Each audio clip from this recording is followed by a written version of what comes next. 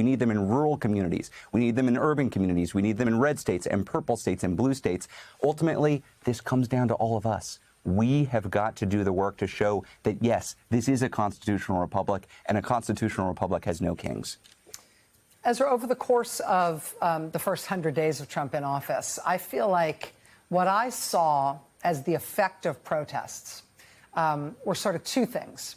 First of all, because the protests weren't just one big protest one day in Washington or one big day in New York or something like that, but because the protests were constant and happening so frequently and happening in literally every state in the country, and I'd say over time in almost every town of any size, and some towns of no size. Because they happen in so many places, one of the effects was that a lot of Republican members of Congress and senators found themselves confronted by their own constituents about stuff that Trump was doing that they themselves, as elected Republicans, couldn't defend and couldn't explain, and felt like they had to ultimately say, OK, I side with my constituents on this. And that drove a lot of caving in Washington in terms of what Trump was trying to do.